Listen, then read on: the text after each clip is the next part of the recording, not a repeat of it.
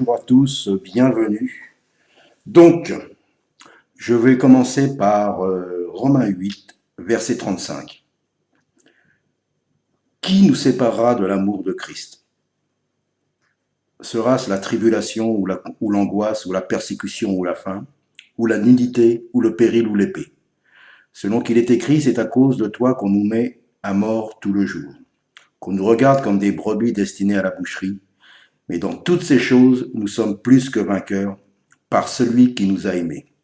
Car j'ai l'assurance que ni la mort, ni la vie, ni les anges, ni les dominations, ni les choses présentes, ni les choses à venir, ni les puissances, ni la hauteur, ni la profondeur, ni aucune autre créature ne pourra nous séparer de l'amour de Dieu manifesté en Jésus-Christ notre Seigneur. C'est-à-dire que rien de rien, celui qui est sur ce roc qu'est Jésus-Christ, sur cette foi, dans ce qu'il a été pendu au bois, qu'il a été maudit à notre place, qu'il est vraiment mort et qu'il est vraiment ressuscité, le troisième jour, qui s'est montré à ses disciples, qui les a enseignés, qu'il est parti, qu'il a dit qu'il allait revenir et qu'il revient très bientôt, celui qui est sur ce roc, rien ne pourra le séparer de l'amour de Dieu manifesté en Jésus-Christ, ni rien, ni la richesse, ni la pauvreté, ni la mort, ni la vie, ni les anges, ni aucune créature horrible, ni aucune femme canon, comme on appelle dans le monde, ni aucun homme, ni qui que ce soit, celui qui est fondé sur ce roc, sur cette parole. Il est temps de vivre la foi. Il est temps de vivre la foi de Christ, mes amis. Et c'est possible. Je vais vous dire, beaucoup dans les assemblées, vous êtes des enfants gâtés, toujours assemblés, toujours un pasteur, toujours un frère, toujours une sœur. Mais combien de la présence du Seigneur Jésus? Combien de l'Esprit? Combien de la foi puissante? Ah, il est temps de se réveiller. Regardez notre Seigneur Jésus, depuis le début de son ministère. 3 ans. 3 ans d'annoncer le royaume. 3 ans de manifester la gloire des cieux, la gloire de Dieu le Père. 3 ans. 3 ans sans aucun blasphème, à part les religieux. 3 ans sans aucun péché. 3 ans en accomplissant toute la loi des prophètes. Mais 3 ans de souffrance. 3 ans de conflit. 3 ans d'opposition. Celui qui me suit doit marcher comme j'ai marché, ne va pas regarder en arrière.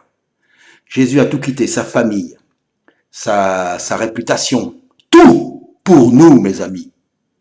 Il y a des gens dans le monde, des sportifs, des gens qui décident de faire des pactes avec le diable, qui acceptent de passer leur éternité en enfer pour la gloire des hommes, et ils y arrivent. Il y a des sportifs qui sont prêts pour devenir des champions, à sacrifier leur santé. Christ s'est sacrifié pour nous. C'est possible. Donc je m'adresse pas à ceux qui veulent être des enfants gâtés, être dans du coton. Mon pasteur, mon frère, ma sœur. Moi je dis, mon Seigneur et mon Maître. Il est temps. C'est une vie de souffrance, c'est ce que Christ a dit en mon nom, à cause de moi, vous serez persécutés. Et bien sûr, ça va faire des conflits. Ah, ça c'est sûr, ça plaira pas à tout le monde.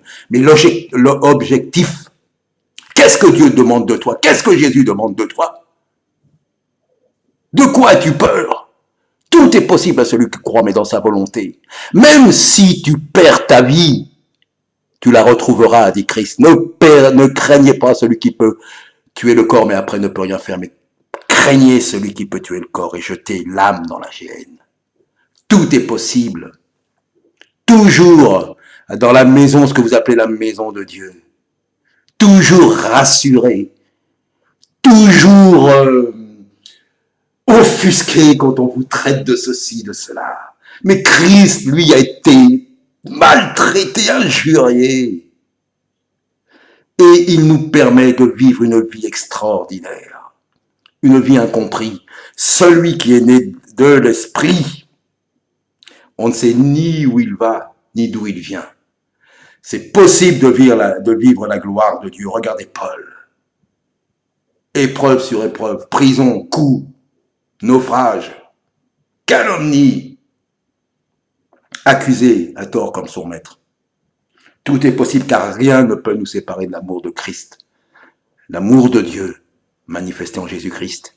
Si nous sommes sur ce roc, sur cette parole, fini les fables, démontre, comme dit Jacques, ta foi par tes œuvres. Est-ce que tu as été dormir une nuit avec un SDF? Est-ce que tu sais ce que c'est? Christ l'a fait, mes amis, et Christ le fait encore. Est-ce que tu sais ce que c'est d'être au milieu des drogués, des prostituées, de ceux qui sont contre Christ? Gâtés, enfants gâtés. Est-ce que tu sais ce que c'est que de marcher, de prêcher le Seigneur et d'être moqué, injurié comme lui? Enfants gâtés, enfants des bâtiments, vous êtes des gâtés. Et pasteurs, vous êtes des faux guides, des faux pères. Il est temps. Quoi la souffrance? Quoi la souffrance? Christ n'a pas souffert. La souffrance dure qu'un temps. C'est dans la souffrance que le sportif arrive à battre de faire des exploits. C'est dans la souffrance que certains arrivent à développer des muscles. C'est dans la souffrance que Christ nous a libérés du péché, nous a pardonnés et nous a lavés. Et on prêche qu'on ne doit pas souffrir. Si le disciple va souffrir, vous allez souffrir. Mais dans la souffrance, vous allez voir la gloire de Dieu. Vous allez goûter comment que Dieu est bon. La souffrance. Je ne parle pas du masochiste. Je ne parle pas de celui qui se complaît dans la souffrance, non. Mais il ne faut pas avoir peur de souffrir pour Christ. C'est possible. Enfants gâtés, vous êtes tous, la plupart. À part quelques-uns, enfants gâtés. Vous n'avez rien compris à l'évangile. À l'évangile du Christ, du réel, du vivant, du ressuscité qui revient bientôt. Il est temps. Il est temps. Il est temps. Christ revient.